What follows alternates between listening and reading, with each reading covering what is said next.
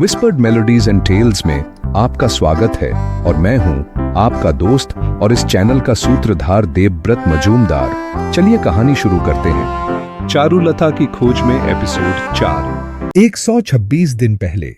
अच्छा, अब ये जंग है। अगले सुबह कॉलोनल चिल्लाया। मैंने पलटकर घड़ी देखी। 7:52।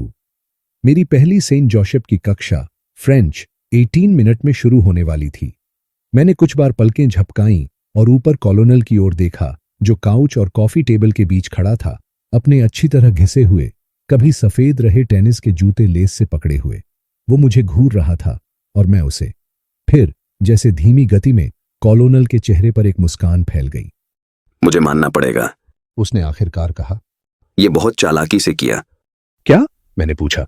कल रात, शायद उससे पहले कि उन्होंने तुम्हें जगाया हो, उन्होंने मेरे जूतों में पेशाब कर दिया। क्या तुम्हें यकीन है? मैंने हंसने की कोशिश करते हुए कहा। क्या तुम सूंघना चाहोगे? उसने झूठों को मेरी ओर बढ़ाते हुए पूछा। क्योंकि मैंने उन्हें सूंघा है, और हाँ, मुझे यकीन है। अगर एक चीज है जो मैं जानता हूं, तो वो ये कि मैंने अभी अभी किसी और के पेशाब पर कदम रखा है। जैसे मेरी माँ हमेशा कहती हैं, तुम सोचते हो कि तुम पानी पर चल रहे हो, लेकिन असल में तुम्हारे जूतों में पेशाब है। अगर तुम आज उन्हें देखो तो मुझे दिखाना, क्योंकि हमें ये पता लगाना है कि वो मुझसे इतने नाराज क्यों हैं, और फिर हमें सोचना पड़ेगा कि हम उनकी दुख भरी जिंदगियों को कैसे बर्बाद करेंगे।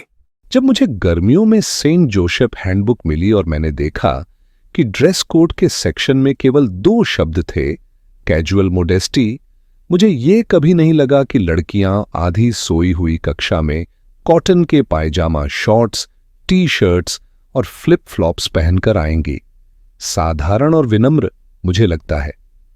और लड़कियों का पायजामा पहनना, चाहे वो विनम्र हो, 8:10 की सुबह में फ्रेंच क्लास को सहनीय बना सकता था, अगर मुझे इस बात का कोई अंदाजा होता कि मैडम ओमेली क्या कह रही थीं।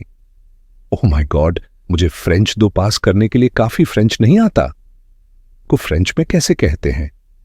सिलीगुड़ी में मेरी फ्रेंच 1 की कक्षा ने मुझे मैडम ओमेली के लिए तैयार नहीं किया था, जो गर्मी की छुट्टी कैसी रही वाले औपचारिक सवालों को छोड़कर सीधे कुछ जिसे पसे कंपोजे कहा जाता था में कूद पड़ी, जो कि जाहिर तौर पर एक क्रिया का काल है। चारुलता सीधे मेरे सामने डेस्कों के घेरे में बैठी थी, लेकिन उसने पूरी क्लास में एक बार भी मेरी ओर नहीं देखा, जबकि मैं उसे छोड़ कुछ और नहीं देख पा रहा था।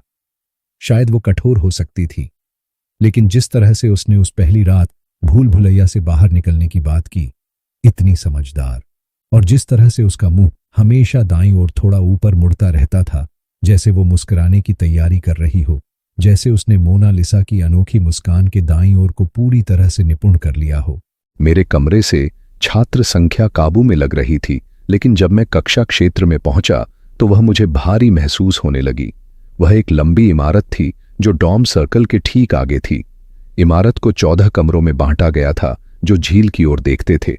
बच्चे कक्षाओं के सामने के तंग फुटपाथों पर भरे हुए थे, और भले ही मेरी कक्षाएं ढूंढना मुश्किल नहीं था, मेरी खराब दिशा संवेदना के बावजूद मैं कक्षा 3 में फ्रेंच से कक्षा 12 में प्रीकैल्क तक पहुंच सकता था। मुझे पूरे दिन असहज महसूस हुआ। मैं किसी को नहीं जानता था और यह भी नहीं समझ पाया था कि मुझे किससे जान पहचान करनी चाहिए, और कक्षाएं कठिन थीं पहले दिन से ही। मेरे पिताजी ने मुझे बताया था कि मुझे पढ़ाई करनी पड़ेगी, और अब मुझे उन पर विश्वास हो गया था। शिक्षक गंभीर और होशियार थे, और उनमें से कई डॉक्टर कहलाते थे। इसलिए जब लंच से पहले मेरी आखिरी कक्षा विश्व धर्म का समय आया तो मुझे बहुत राहत महसूस हुई। मुझे लगा कि विश्व धर्म की कक्षा, जो हर जूनियर और सीनियर के लिए अनिवार्य थी, शायद एक आसान हो सकती है, क्योंकि सेंट जोसेफ कभी एक ईसाई लड़कों का स्कूल हुआ करता था। यह मेरी दिन भर की एकमात्र कक्षा थी जहां डेस्क चौकोर या गोल रूप में व्यवस्थित नहीं थे। इसलिए उत्सुक नहीं दिखने की कोशिश में मैं 1103 पर तीसरी पंक्ति में बैठ गया। मैं 7 मिनट पहले था, आंशिक रूप से इसलिए क्योंकि मुझे समय का पाबंद रहना पसंद था, और आंशिक रूप से इसलिए क्योंकि मेरे पास बाहर हॉल में किसी से बात करने के लिए कोई नहीं था। थोड़ी देर बाद कॉलोनल और वरुण अंदर आए और वे मेरे दोनों तरफ बैठ गए। मैंने पिछली रात के बारे में सुना, वरुण ने कहा। चारुलता नाराज है। यह अजीब है, क्योंकि वो खुद कल रात इतनी बदतमीज थी। मैंने बिना सोचे बोल दिया। वरुण ने सिर्फ अपना सिर हिलाया। हाँ, खैर, उसे पूरी कहानी नहीं पता थी। और लोग मोड़ी होते हैं दोस्त। तुम्हें लोगों के साथ रहने की आदत डालनी पड़ेगी। तुम्हारे कॉलोनल ने उसे बीच में काट दिया। बस करो डॉक्टर फिल, चलो काउंटर इंसर्जेंसी की बात करते हैं। लोग कक्षा में दाखिल होने लगे थे, इसलिए कॉलोनल मेरे पास झुका और फुसफुसाया। अगर इनमें से कोई इस कक्षा में है तो मुझे बताना, ठीक है? बस जहां वो बैठे हैं वहां एक्स का निशान लगा देना। और उसने अपने नोटबुक से एक पन्ना फाड़कर प्रत्येक डेस्क के लिए एक चौकोर आकृति बनाई।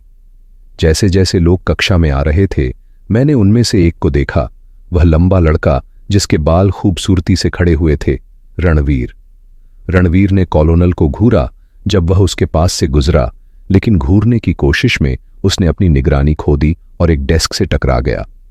कॉलोनल हंस पड़ा। दूसरा लड़का, जो या तो थोड़ा मोटा था या बहुत अधिक कसरत करता था, रणवीर के पीछे आया, खाकी प्लीटेड पैंट और काले रंग की शॉर्ट स्लीव पोलो शर्ट पहने हुए। जैसे ही वे बैठे, मैंने कॉलोनल के नक्शे पर संबंधित वर्गों को काटा और उसे सौंप दिया। तभी ओल्ड मैन कक्षा में आ गया।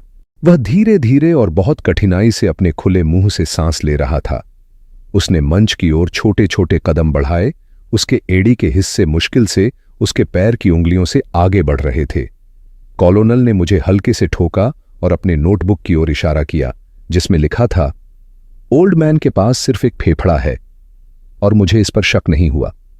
उसकी जोरदार और लगभग हताश सांसें मुझे मेरे दादा की याद दिला रही थीं, जब वह फेफड़ों के कैंसर से मर रहे थे। चौड़ा सीना और उम्रदराज ओल्ड मैन, मुझे लगा कि वह शायद मंच तक पहुंचने से पहले ही मर जाएगा। मेरा नाम, उन्होंने कहा, डॉक्टर सेन है। मेरे पास एक पहला नाम भी है, लेकिन जहां तक आपकी बात है, यह डॉक्टर है। आपके माता पिता यहां आपको पढ़ाने के लिए काफी पैसा खर्च करते हैं और मुझे उम्मीद है कि आप उनके निवेश का कुछ प्रतिफल उन्हें देंगे। जब मैं आपको पढ़ने के लिए कहूं, तब आप उसे पढ़ेंगे और नियमित रूप से इस कक्षा में उपस्थित रहेंगे। और जब आप यहां होंगे तो आप मेरी बात सुनेंगे। स्पष्ट रूप से यह एक आसान क्लास नहीं थी। इस साल हम 3 धार्मिक परंपराओं का अध्ययन करेंगे, इस्लाम, ईसाई धर्म और बौद्ध धर्म। अगले साल हम 3 और परंपराओं को कवर करेंगे और मेरी कक्षाओं में मैं ज्यादातर समय बोलूंगा और आप ज्यादातर समय सुनेंगे, क्योंकि हो सकता है कि आप होशियार हों, लेकिन मैं ज्यादा समय से होशियार हूं। मुझे यकीन है कि आप में से कुछ को लेक्चर क्लास पसंद नहीं है, लेकिन जैसा कि आपने शायद देखा होगा, मैं अब पहले जितना जवान नहीं हूं। मैं इस्लामी इतिहास के बारीकियों के बारे में आपके साथ अपनी शेष सांसें बिताना पसंद करूंगा, लेकिन हमारे पास एक दूसरे के साथ समय कम है। मुझे बोलना चाहिए और आपको सुनना चाहिए, क्योंकि हम यहां इतिहास की सबसे महत्वपूर्ण खोज में शामिल हैं, अर्थ की खोज। व्यक्ति होने का स्वभाव क्या है? व्यक्ति होने का सबसे अच्छा तरीका क्या है? हम कैसे अस्तित्व में आए? और जब हम अब नहीं रहेंगे तो हमारा क्या होगा? संक्षेप में, इस खेल के नियम क्या हैं और हम इसे सबसे अच्छे तरीके से कैसे खेल सकते हैं? भूल भुलैया का स्वभाव, मैंने अपने स्पाइरल नोटबुक में लिखा, और इससे बाहर निकलने का रास्ता। यह शिक्षक गजब का था। मुझे चर्चा कक्षाएं बिल्कुल पसंद नहीं थीं। मुझे बोलना पसंद नहीं था, और मुझे यह पसंद नहीं था कि हर कोई अपने शब्दों में हक लाने की कोशिश करता था और उन्हें इतने अस्पष्ट तरीके से पेश करने की कोशिश करता था कि वे बेवकूफ न लगें। और मुझे यह पसंद नहीं था कि यह सब सिर्फ एक खेल था, यह जानने की कोशिश करने का कि शिक्षक क्या सुनना चाहता है, और फिर उसे कहना, मैं कक्षा में हूं तो मुझे पढ़ाओ। और उन्होंने मुझे पढ़ाया। उन 50 मिनटों में ओल्ड मैन ने मुझे धर्म को गंभीरता से लेने पर मजबूर कर दिया। मैं कभी धार्मिक नहीं था, लेकिन उन्होंने हमें बताया कि धर्म महत्वपूर्ण है, चाहे आप इसमें विश्वास करें या न करें। उसी तरह से जैसे ऐतिहासिक घटनाएं महत्वपूर्ण हैं, चाहे आप व्यक्तिगत रूप से उन्हें जी रहे हों या नहीं। और फिर उन्होंने हमें अगले दिन के लिए 50 पन्नों का होमवर्क दिया, एक किताब से जिसका नाम था रिलीजन स्टडीज। उस दोपहर मेरी 2 और कक्षाएं और 2 फ्री पीरियड्स थीं।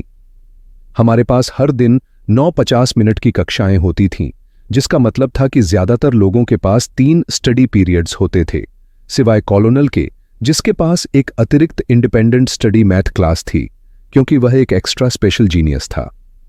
कॉलोनल और मेरी साथ में बायोलॉजी की कक्षा थी, जहां मैंने उस दूसरे लड़के की पहचान कराई जिसने पिछली रात मुझे टेप से बांधा था।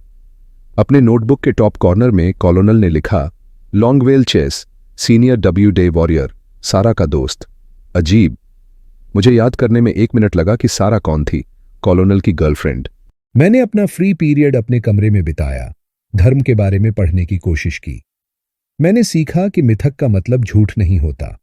इसका मतलब होता है एक पारंपरिक कहानी जो आपको लोगों के बारे में और उनकी दृष्टिकोण और जो वे पवित्र मानते हैं उसके बारे में कुछ बताती है। दिलचस्प। मैंने यह भी सीखा कि पिछली रात की घटनाओं के बाद मैं मिथकों या किसी और चीज की परवाह करने के लिए बहुत थका हुआ था, इसलिए मैंने अधिकांश दोपहर बिस्तर पर सोते हुए बिताई, जब तक कि चारुलता ने मेरे बाएं कान के पास गाते हुए मुझे जगा नहीं दिया। Wake up, little Pardsy. मैंने धर्म की किताब को अपने सीने से ऐसे लगा लिया जैसे वह एक छोटी सी सुरक्षा किताब हो। वह भयानक था। मैंने कहा, ऐसा फिर से ना हो, इसके लिए मुझे क्या करना चाहिए? कुछ भी नहीं कर सकते। उसने उत्साहित होकर कहा, मैं अप्रत्याशित हूं। भगवान, क्या तुम्हें सेन से नफरत नहीं है? वह कितना तिरस्कारपूर्ण है। मैं बैठ गया और कहा, मुझे लगता है कि वह जीनियस है, आंशिक रूप से इसलिए क्योंकि मुझे यह सच लगा और आंशिक रूप से इसलिए क्योंकि मुझे बस उससे असहमति जताने का मन था। वह बिस्तर पर बैठ गई। क्या तुम हमेशा अपने कपड़ों में सोते हो? मजेदार, कल रात तुम ज्यादा कपड़े नहीं पहने हुए थे। मैंने बस उसे घूर कर देखा। आओ पुड्स, मैं मजाक कर रही हूं। तुम्हें यहां सख्त होना पड़ेगा। मुझे पता नहीं था कि यह इतना बुरा था और मुझे खेद है और उन्हें इसका पछतावा होगा, लेकिन तुम्हें सख्त होना पड़ेगा। और फिर वह चली गई। यही सब कुछ उसे इस विषय पर कहना था। वह प्यारी है, मैंने सोचा, लेकिन तुम्हें किसी ऐसी लड़की को पसंद करने की जरूरत नहीं है जो तुम्हारे साथ ऐसा व्यवहार करे जैसे तुम 10 साल के हो। तुम्हारे पास पहले से एक मां है। अगर आपको मेरी कहानियां अच्छी लग रही हैं तो मेरे वीडियोस को लाइक करें और मेरे चैनल को सब्सक्राइब जरूर करें। साथ में बेल आइकॉन को दबाना मत भूलिए ताकि आपको मेरी नई वीडियोस की जानकारी मिलती रहे। धन्यवाद।